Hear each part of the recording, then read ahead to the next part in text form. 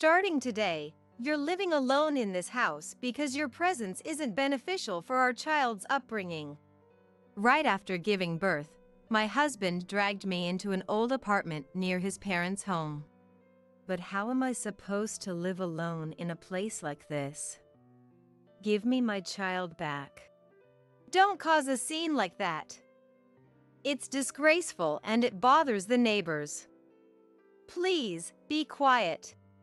Beside my husband, my mother-in-law stood, scowling and disregarding my pleas with harsh words. And to add insult to injury, she started to leave bags of organic waste in front of the rundown building every day. With no place to throw away the accumulating trash, I reluctantly opened one of the bags to find something unbelievable inside. I am Sarah, a 27-year-old housewife. It's been 2 years since I married Alex and we were anxiously waiting for our first child's birth. However, my joy was overshadowed by worries about Alex's spendthrift ways, his temper, and the relationship with my mother-in-law. We were living with his mother at his parents' home since his father passed away early. My relationship with my mother-in-law was far from pleasant. She criticized me at every turn and Alex would frequently rebuke me, upset by our exchanges. What kind of folding is this? You'll crease the clothes. Can't you do even this properly? Start again from the beginning. But the other day, Mother, you told me to fold them this way. What? Are you blaming me? My mother-in-law threw the clothes I'd folded onto the floor, messing them up, and angrily pushed them into the nearby laundry basket. She constantly criticized my household chores and, more often than not, she would change her instructions, making it look like I was the one making mistakes. Sarah, why can't you remember simple things?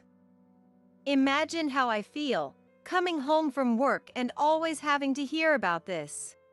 Whenever Alex heard such conversations, he'd instantly lose his temper, lash out at objects, and blame me loudly. Alex was cold to me, yet strangely possessive. The only numbers on my cell phone were Alex's and his family's. My internet history was visible to Alex, as if shared. And my location was monitored through GPS. I knew Alex was jealous before we married, but instead of getting better, the constraints worsened. I was tired and started considering divorce. I managed to contact a law firm I spotted on a billboard from a payphone at a store. I explained my situation and began preparations for divorce. Fortunately, I had some savings from before the marriage. The lawyer sympathized with my situation and assured me, "We will definitely get your divorce settled. As for the payment, you can pay it in installments after your life stabilizes." One day, I noticed I had been feeling unwell for a few days. I rushed to the hospital. And to my disbelief, I found out I was pregnant. I had been taking precautions to avoid pregnancy for the sake of the divorce, but Alex had hidden my medication, and I suspect that was when I got pregnant. Mixed feelings of joy for the child and anger towards Alex's actions made me determined to divorce soon. But I had no family home to return to, and with severe morning sickness, I couldn't act as quickly as I wanted and had to spend the days leading up to childbirth at Alex's family home. Alex, knowing about the child, softened his attitude, either convinced I wouldn't run away or genuinely happy about the child. "We'll need to renovate the house for the baby. If it's a boy, he'll play baseball or football, and if it's a girl, she'll learn to respect men." He shared his self-centered educational philosophy. All the while, I kept responding vaguely, knowing internally that I'll divorce once the baby is born. During my pregnancy, my mother-in-law said to me, "If something happens to you, the neighbors might misunderstand and think I did something. So, Sarah, just focus on the baby and don't do anything extra. I don't understand why Alex had a child with someone like you. I'll take care of you until the baby is born, but I really wish you would leave." Despite her constant complaints, she stopped piling chores on me, and I was able to rest. My morning sickness was severe, but even though she complained, "What on earth can you eat? You're so troublesome," she did prepare meals, which helped me get by. However, I almost suffered from malnutrition and had to spend the week before childbirth in the hospital. I safely gave birth to a healthy baby boy and was about to contact my lawyer to proceed with the divorce from Alex as planned when I noticed all my pre-marriage savings were gone.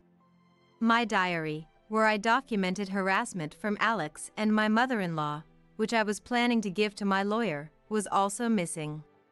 Could it be Alex?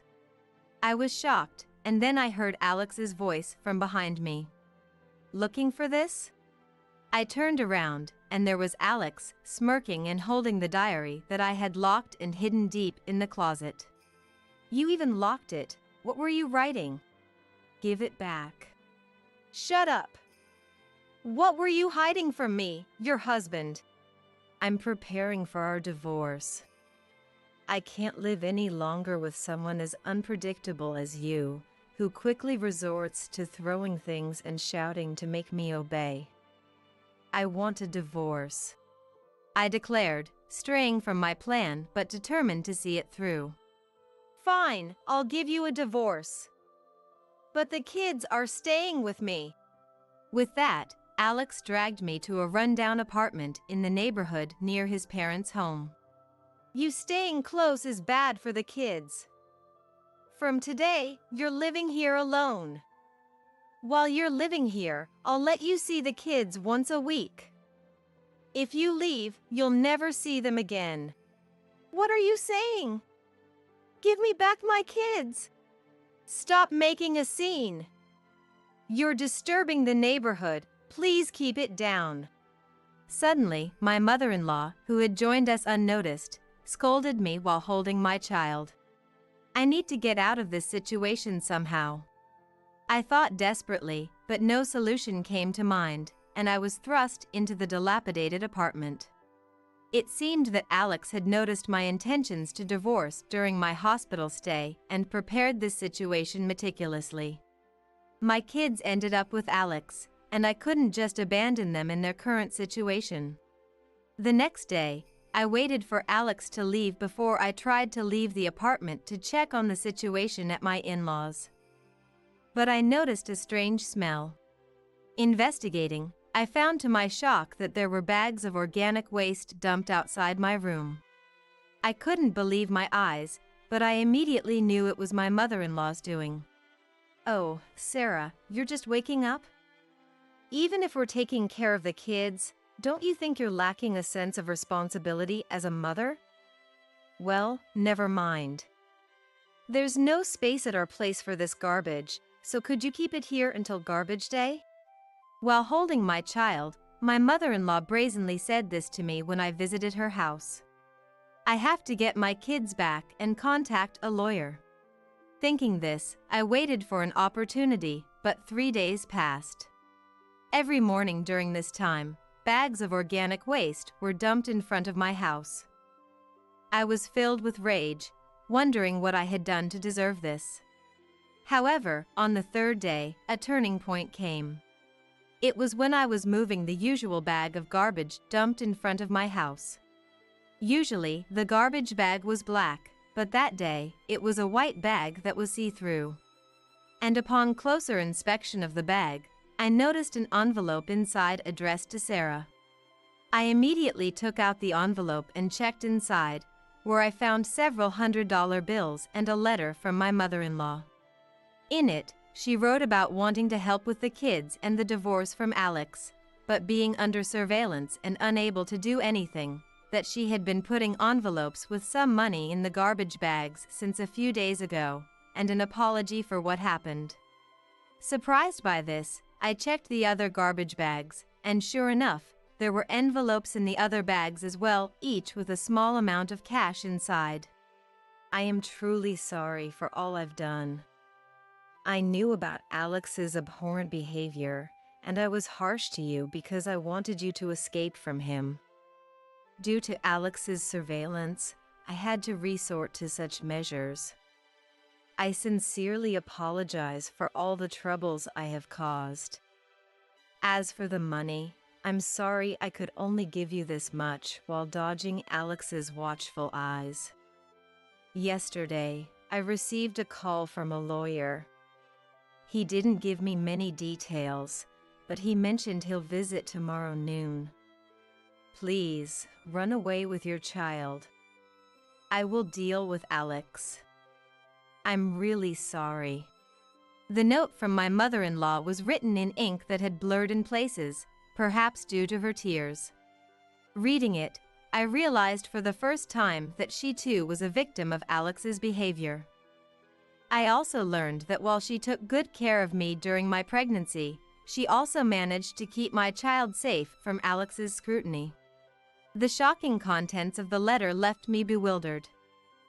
Given Alex's personality, it was possible that he had been looking down on his mother just because she was a woman, even though she was his own mother.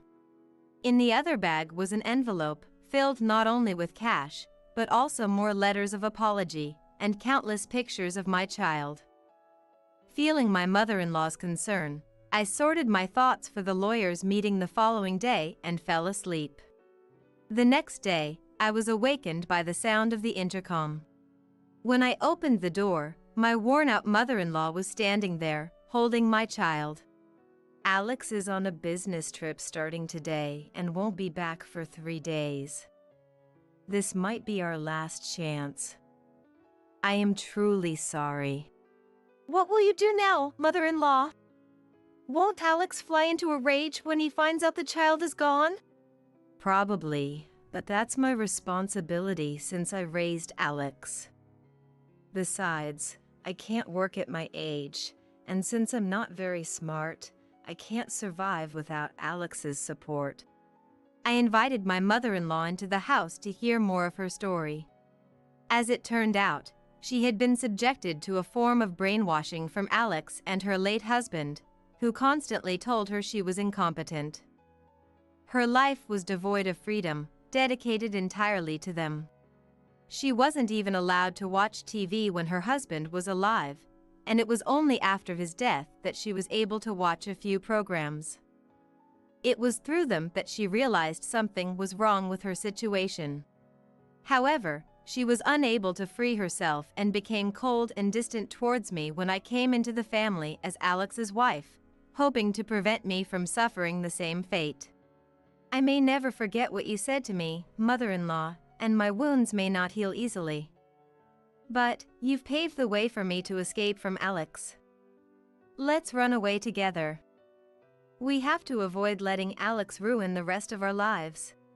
My mother-in-law looked puzzled at my words. I can't do that. I'm good for nothing. I'll only be a burden if I run away with you. She insisted. In the midst of all this, the lawyer I had been consulting since before my pregnancy arrived.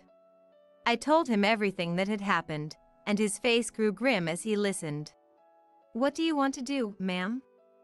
Please tell me your true feelings. I will support you with all my might.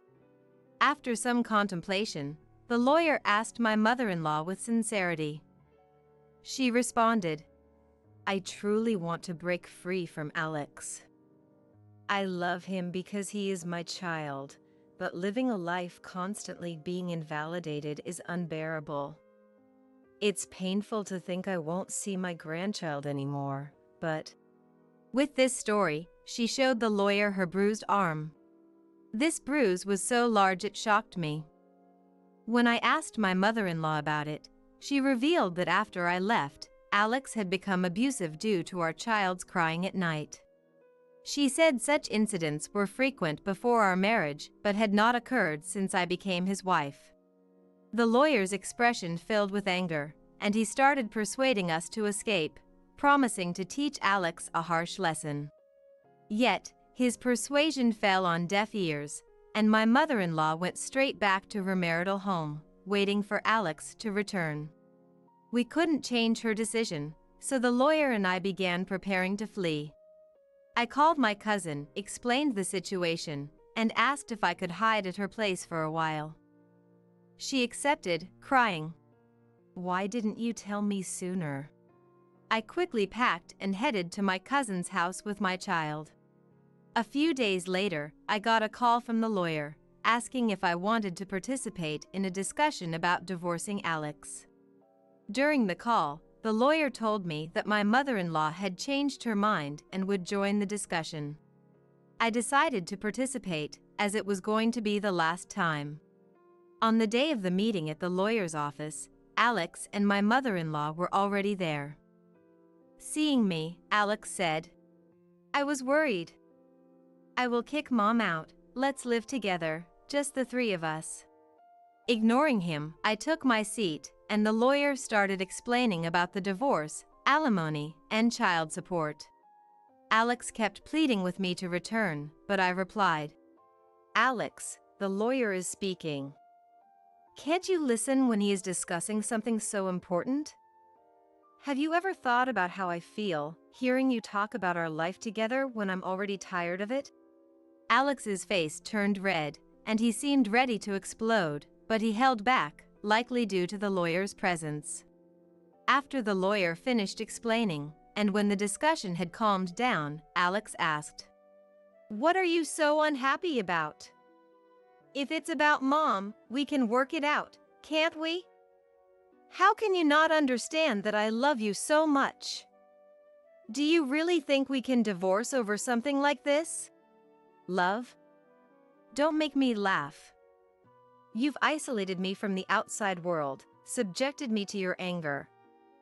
How can you be so selfish?" I replied, laughing. Alex stood up, but sat back down at the lawyer's instruction. He then turned his rage towards his mother. "Why are you silent when Sarah is leaving because of you? How could you give her money without consulting me, ruining our child's happiness?" he shouted. "To ensure Sarah's life wouldn't become miserable because of you," my mother-in-law retorted, and produced an IC recorder that had captured the constant derogatory and controlling words Alex had thrown at me. She had been preparing for this day since before I got pregnant. With this amount of evidence, a divorce would undoubtedly be granted, even if it comes to a trial. Would you rather agree to divorce here and now, or let it escalate to a trial and have it become known to your company and those around you? The lawyer grouped all the evidence I had gathered, thrusting a divorce at Alex. Alex, seeming resigned, slumped and signed the divorce papers saying, "I'll divorce here. I'll transfer the money right away. Just give me another chance." When? Right now? Do you have the full amount ready? As I responded to Alex's plea, he instantly brightened up, promising to arrange the money immediately and rushed off to the bank. Returning quickly, a smiling Alex showed me the transaction history and asked, "How about now? Feeling like coming back a little?" I laughed out loud at this, replying, "You can't be serious. You think if I come back, this money comes back too? I'll never see you again." With that final statement from me, Alex was stunned, and to put the final nail in the coffin, my mother-in-law chimed in. With that final statement from me, Alex was stunned, and to put the final nail in the coffin, my mother-in-law chimed in. "I've put up with a lot till now, but if it ends this quickly, it's for the best. Alex, I'm leaving you. I'll live on my own." She then handed out a piece of paper. "Don't involve me anymore. If you do, I'll take this to the police." The paper was a medical report of injuries inflicted on my mother-in-law by Alex. Then the lawyer calmly stated, "From your past behavior and evidence collected so far, your mother-in-law is well prepared to file a lawsuit." Alex broke down crying. "Why? Even Mom is betraying me?" In response to Alex's anguished voice, my mother-in-law grimaced and I addressed him. "Betrayal? You're the one raising a hand to your family. Yet when you get hurt by that same family, you cry? We've been enduring all this time. Ignoring Alex, who was glaring at us in silence, I took my mother-in-law's hand and left the office. After that, the meeting at the lawyer's office with Alex concluded smoothly, and my mother-in-law sold the family home and moved to Atlanta, relying on her relatives. Apparently, she was living comfortably off her late husband's considerable legacy. As for me, I got a job in a faraway place after the divorce was finalized. Now, with the help of others around me, I am living a new life with my child. My marriage was filled with endurance and my own preconceptions, putting up with unnecessary suffering and almost ruining my life. I want my child to avoid such pointless endurance, and hope they become a gentle person with their own will, consideration, and kindness towards others. While praying for this, I want to take care of my own heart and move forward in my new life. Grandma, do you think she'll make it? Let's pray. Grandma's fighting hard. Until yesterday, my mother-in-law, Selena, who was lively and well, suddenly collapsed due to a heart attack. It was my niece, Jane, who lives with Selena in our family home, that found her. In front of the ICU, we prayed desperately, but despite our prayers, Selena passed away without returning to us. Selena had 4 children, including my husband, but they arrived at the family home the morning after she passed away. Despite my suspicions about the 4 of them, we somehow managed to get through the funeral. And then, 1 week after the funeral, as life was finally returning to normal, and I had sent my 2 children off to elementary school and preschool, and was watering the flowers in the garden, the mailman came. Among a few postcards, there was one slightly thicker envelope. What could this be? The handwriting on the envelope was familiar, and to my surprise, the sender was Selena. I rushed inside the house, took a deep breath, and opened the envelope, which contained a letter and something else. Please make sure the children do not notice this letter.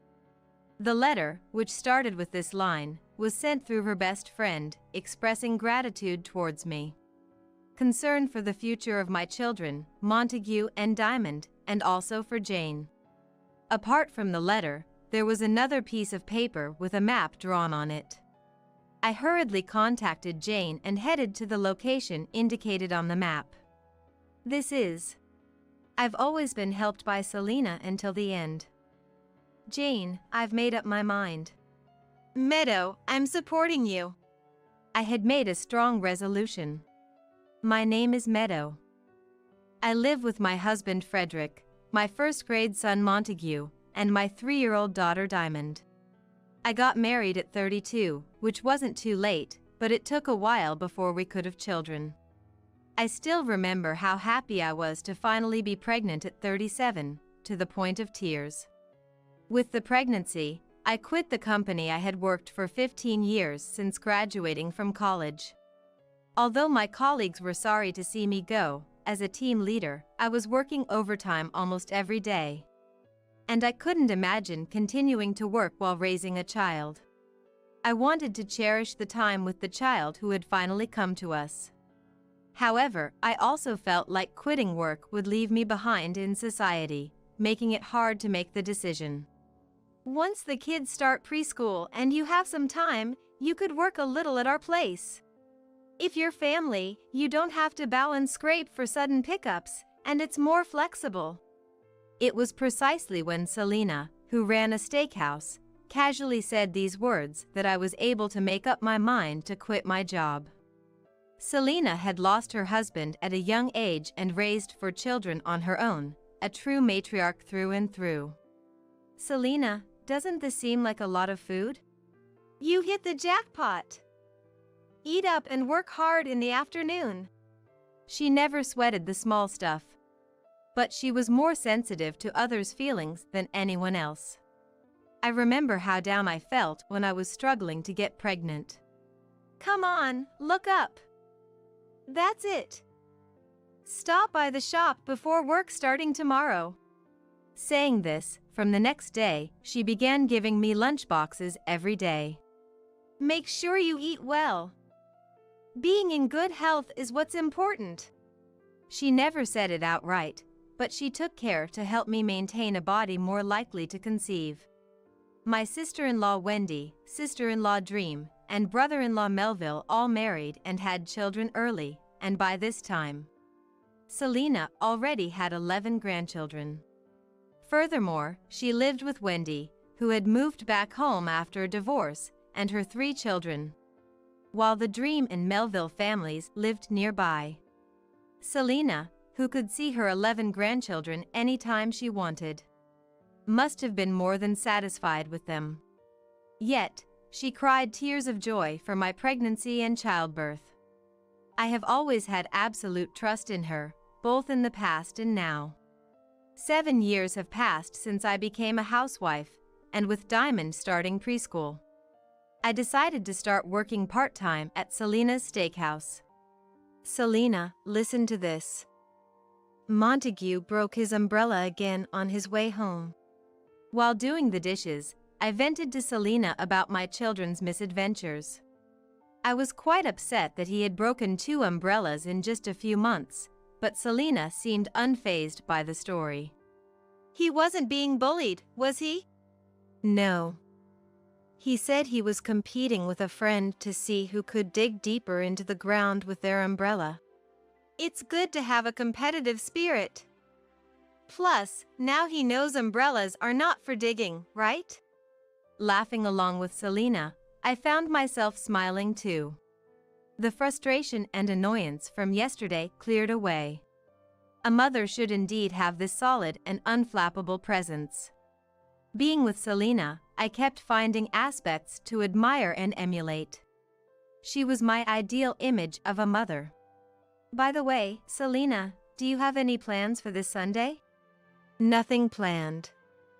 Everyone's so busy these days. Selena looked a bit lonely. The grandchildren she lives with and those in the neighborhood are all in middle school or older now.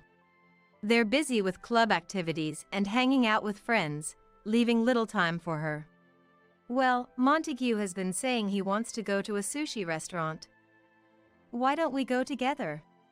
I'd be so happy to see Montague and Diamond. Thank you for always inviting me. Selena's face softened. She dotes on Montague and Diamond a lot.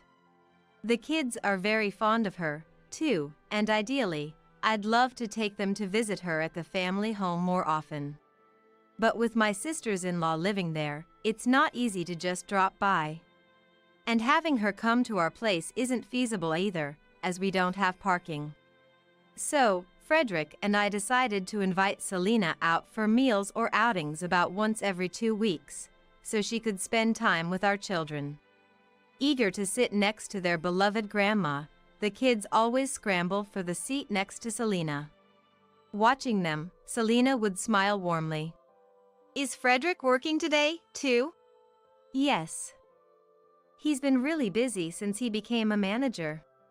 I see. That's tough. Previously, Frederick would join us, but lately, his weekend work has increased, so it's been just the 3 of us going out with Selena.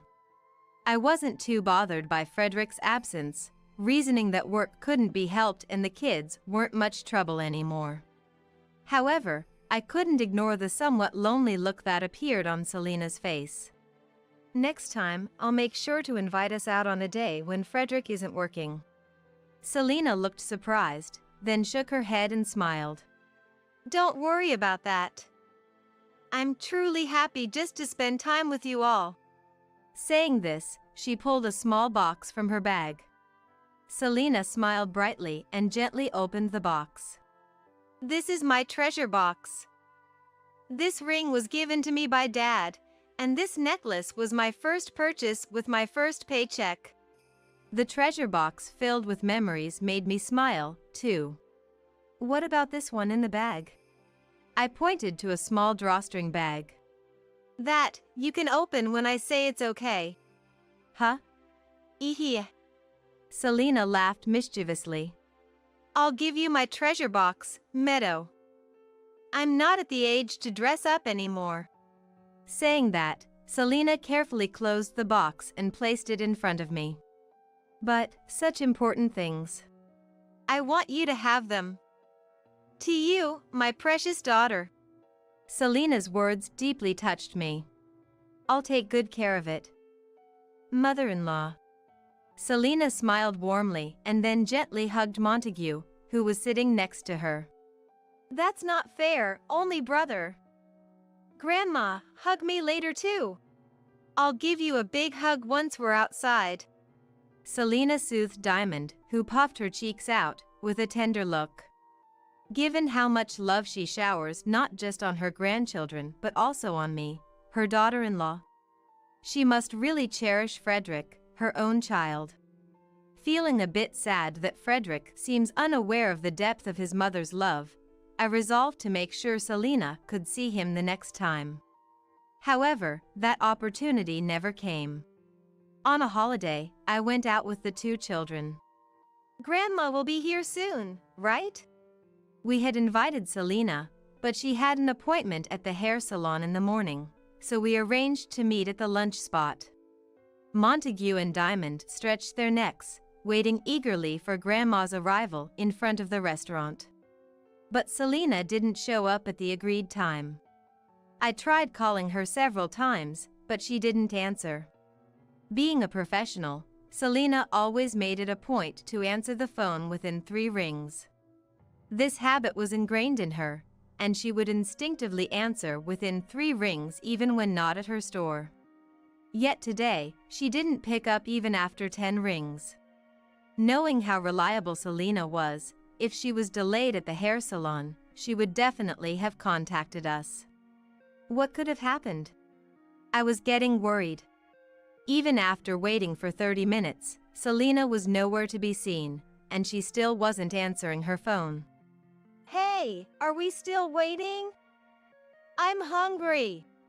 Me too. I want to eat now. As the children started to get cranky from hunger, I hesitated to enter the restaurant without Selena. Here, you can eat this gummy candy while we wait a bit longer for Grandma, okay? I handed out the gummies to the children and pondered. Could something have happened? Maybe I should go check her house. That's when my phone rang. Jane? The name displayed wasn't Selena's but Jane's, Wendy's youngest daughter. Hello, Jane, perfect timing. Is Grandma there? Meadow. What's wrong, Jane? I asked if Selena was at home, but over the phone, Jane sounded like she was crying, and her words were barely coming out. Grandma's collapsed. Meadow, what do we do? Jane's voice was tremulous and faint. Selena has? You can't be serious. I was at a loss for words. Jane seemed to be panicking, her sobbing audible over the phone. Snapping back to reality, I tried to calm her down. It's okay. Take a deep breath. Though I was quite shaken myself, I knew I had to stay calm as the adult, my hands trembling as I spoke. Where did Grandma collapse? In the entranceway. I'm calling an ambulance right now. Stay by her side, we're on our way. After hanging up, I immediately called for an ambulance to her house. Is something wrong with Grandma? Glancing over, I saw the children looking at me anxiously. It seems so. Let's go to Grandma's place, okay? I took the children's hands and headed for the parking lot. On the way, I stopped at a convenience store to buy hamburgers so the hungry kids could eat something in the car. Grandma likes plum. Saying so, Montague confidently added a hamburger for Selena to the basket. I'll share this chocolate with Grandma. Diamond innocently tossed the candy into the basket. Selena, wake up! For these kids, you have to pull through. I fervently hoped this. On our way to her house, Jane called to inform us that Selena was being taken to the university hospital. We rushed to the hospital. Arriving there, we found Jane sitting alone, hunched over in front of the ICU. Jane. Meadow. As soon as she lifted her face, tears streamed down Jane's cheeks. You did well on your own. It's okay now. I sat next to Jane and gently rubbed her back. After calming down a bit, Jane shared what happened when she found Selena. Jane, a 9th grader, said she was at club activities that morning. When she returned home before noon and tried to unlock the door, she found it already open. Feeling suspicious, she gently opened the door and discovered Selena collapsed. I'm sorry for calling all of a sudden. I couldn't get through to anyone else. You were the only one I could turn to, Jane said with an apologetic look. No, thank you for calling. We were supposed to have lunch with Grandma. And when she didn't show up past our meeting time and didn't answer her phone, I was really worried. But I never imagined she had collapsed. I regretted not heading to her house as soon as we couldn't get in touch. Then, a hospital staff member approached us. According to the staff, Selena had suffered a myocardial infarction and collapsed. Her condition was critical when she was brought in, and they were doing their best to treat her, but there was no guarantee she would survive. We need to contact everyone. Jane and I tried to call the relatives, but no one answered their phones. Why isn't anyone answering at a time like this? I was frustrated, especially since I couldn't even get through to Frederick. Lately, not only had he been working on weekends, but he also came home late on weekdays. He often came home slightly drunk. He said the drinking was for work or to cheer up his subordinates, but recently, it felt like he was neglecting his family. Selena wanted to see you. I got it. I'll make sure to join next time. Yet, on the morning of his day off, Frederick would say, something came up at work, and leave the house. Work or family, which is more important? This incident occurred amidst my growing frustrations with Frederick. Selena has collapsed and is in critical condition. Please contact us immediately. I sent this message, but there was no response from Frederick or his siblings. Is it normal for everyone to be this hard to reach? When I asked, Jane nodded. In our family, everyone does their own thing. It's always just Grandma and me for dinner. Is that so? I had no idea about this. At least, Selena had never mentioned it. According to Jane, her mother Wendy never took care of the house and would often disappear when the children were young. Selena had reprimanded Wendy many times. You are the mother of these 3 children. But Mom, you're better at housework and raising children than I am. Of course, I am. I raised 4 children. You'll get better if you do it every day. Selena tried to encourage Wendy to be more motherly, but Wendy continued to prioritize herself, coming and going as she pleased. Therefore, Selena, while working, tirelessly looked after Jane and her siblings with a smile. However, having grown up with such a mother, Jane's siblings now, apart from Jane, do not feel grateful towards Selena and leave the household responsibilities to her, living as they please. Now that I think about it, Selena always talked about Jane. I suddenly remembered. Jane's hamburgers are the best in the world, or when I started having trouble threading needles because of my farsightedness. Jane bought me a needle threader. Grandma always talked about Jane with a smile. Hearing my words, tears once again welled up in Jane's eyes. Will Grandma make it? Let's pray. Grandma's fighting. But despite our hopes, Selena passed away, leaving us behind. Looking at Selena lying on the bed, she seemed to be just sleeping with her usual gentle expression. Grandma, we bought you a hamburger. Let's eat chocolate together. The children, mistaking her for just sleeping, spoke to Selena. Grandma won't wake up anymore. She's gone to heaven. Where's heaven? Is it a nice place? It's a very nice place. Grandma must be happy meeting Grandpa there. Indeed, Selena must have finally met her husband whom she longed to see. I hoped they would spend their time together happily. With that thought, I couldn't find myself crying. We received explanations from the hospital about what would happen next and headed to the family home to prepare for the funeral. Even though it was already evening, nobody was at the family home. The kitchen was set up for dinner. It must be cream stew for tonight. The amount prepared was for a family of 5. Despite not knowing when everyone would return or if they would eat, Selena always prepared meals for the whole family. Till the end, I was deeply moved by Selena's kindness and greatness. Colleagues from Selena's steakhouse also came to the family home to help. We want to help in any way we can for Selena, they said, helping with the funeral preparations. While sharing memories of Selena, we brainstormed and proceeded with the preparations. Jane was the only one familiar with the house. But there were things even she, still a high school student, didn't know, making the preparations challenging. Wendy, whom we thought would return eventually, never came back, and there was no contact with any of the siblings-in-law. Although there was much to consider, my thoughts were only on Selena, and I took the initiative to act.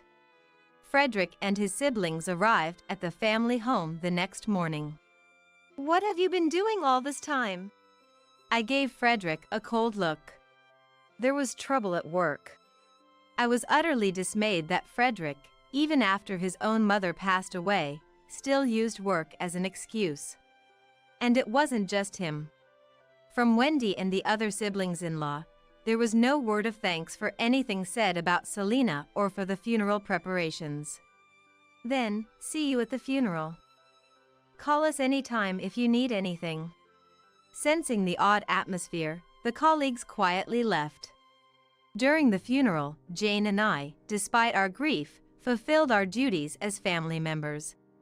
But Selena's own children seemed indifferent and did not make any effort to participate.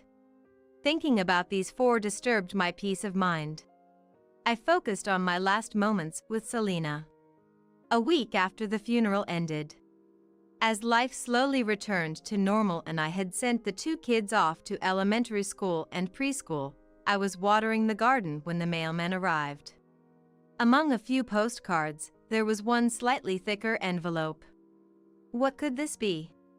The handwriting on the envelope was familiar, and surprisingly, the sender was Selena. I quickly went inside the house, took a deep breath, and opened the envelope, which contained a letter and something else. Please make sure the children do not notice this letter. The letter, starting with this line, was sent through her best friend, expressing gratitude towards me and concern for the future of Montague, Diamond, and Jane. Apart from the letter, there was another piece of paper with a map drawn on it. I hurriedly contacted Jane and headed to the location indicated on the map. I've been helped by Selena until the end. Jane, I've made up my mind. Meadow, I'm supporting you. I had made a strong resolution. A month later, we were called by a lawyer to the family home. Besides us, the Wendy family, Dream family, and Melville family were also gathered. It turned out that Selena had prepared a will during her lifetime and left it with the lawyer. In the will given by the lawyer, Wendy, Frederick, Dream, Melville, divide everything equally among the 4 of you. It was written. I thought I had no part in this, so I should go upstairs and take care of the children. Just as I was about to stand up, an unbelievable phrase caught my ear. She was a noisy old woman, but at least it was good she left us an inheritance. The voice belonged to Frederick. Really, it was worth putting up with everything. The 4 of them mocked Selena's memory. At that moment, my anger exploded. I no longer want anything to do with any of you. And that includes you. With that, I slammed a completed divorce application form on the table. The room fell silent. What's this all of a sudden? You've been living because of what I do, you know. Frederick glared at me sharply, but I glared back without backing down. The late nights and weekends weren't for work, but for your affairs, right? I have the evidence. I then spread out a private investigator's report on the table. In fact, the letter from Selena included a key to a coin locker located at the place marked on the map. When Jane and I opened the locker, we found a report on Frederick's affair. Selena must have felt something was off with Frederick's recent work on weekends. This must be a mother's intuition. Selena had secretly hired a detective agency to gather evidence of Frederick's infidelity. I was completely unaware of the affair, so I was truly amazed by Selena's actions. I don't want a share of the inheritance or compensation from the divorce trial. Just sign the divorce papers now. And never involve yourself with me or the children again. I couldn't bear to be with someone who disregards their family any longer. I spoke with increased fervor. Frederick's expression twisted for a moment, but then he smirked. Fine by me. I'll get to use Mom's inheritance all by myself. Works out better for me. He then filled out the divorce application without hesitation. Since the lawyer is here, it's better to get that promise in writing. Jane's voice came from the side. Right. Saying you don't want compensation from the divorce trial, then coming back crying later is exactly what I'd expect. That's my girl. Wendy praised Jane. Jane was actually advising me out of concern. Thinking this, I didn't retort but decided to have the lawyer draft a document outlining the divorce terms as Jane suggested. The discussion about the divorce was over, and I left the family home with the children. As I was leaving, I asked, "The things I received from my mother-in-law during her lifetime aren't considered part of the inheritance, right? May I keep them as keepsakes?" "Those are just trinkets in a jewelry box, right?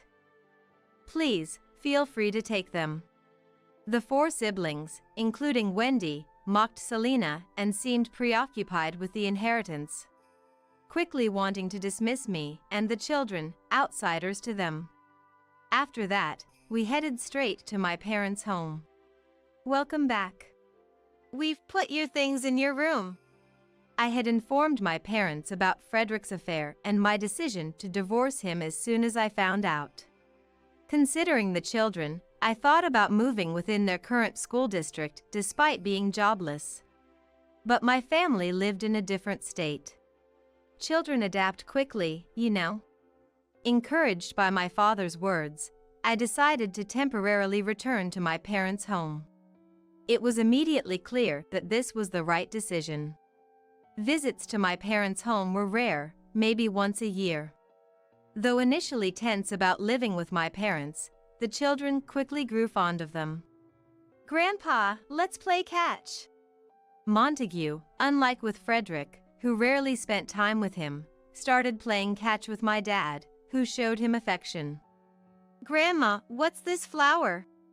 Diamond, who had been missing Selena, began to enjoy the garden flowers with my mom, knowledgeable about plants.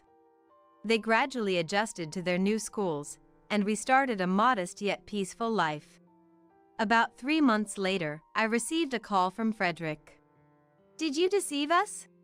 He seemed to be talking about the jewelry box I had received from Selena before she passed. "I heard from Wendy. There were expensive jewels inside that box." In fact, besides the evidence of the affair, there was another letter in the coin locker. That letter mentioned the jewelry box Selena gave me before her passing. Selena said, "It's okay." When I was told I could open the drawstring bag I had been given permission to open. It contained a gemstone called alexandrite, and the value of the gemstone was about $500,000. This gem allowed me to decisively move forward with the divorce from Selena. Apparently, Wendy had eavesdropped on a conversation between me and Jane, discovering the existence of the gem. That's why I asked clearly, didn't I? If it was okay to keep what mother-in-law gave me before she passed. That's sneaky. Even over the phone, I could tell Frederick was furious. It wasn't surprising, considering they were now burdened with dividing not just the inheritance, but also the debt among themselves. I had been completely unaware of the debt.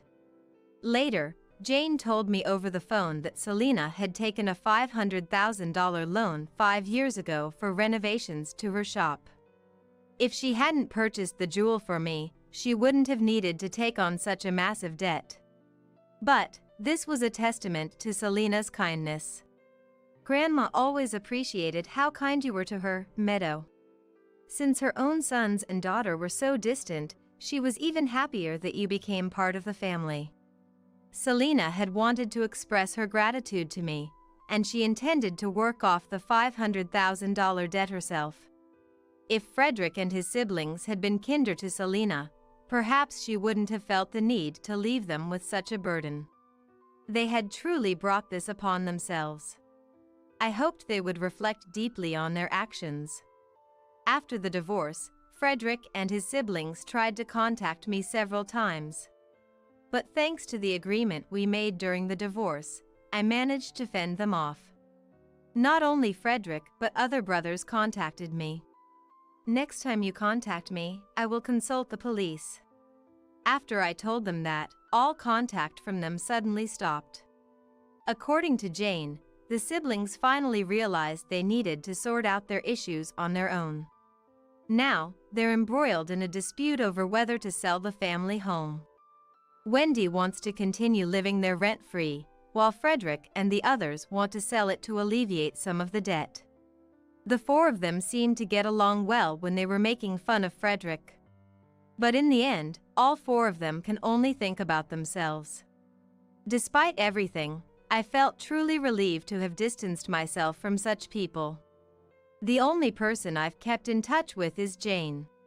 She moved for university and, coincidentally, started living alone near my parents' home. Montague, I'll help you with your homework. Yay! I love Sister Jane because she's so kind.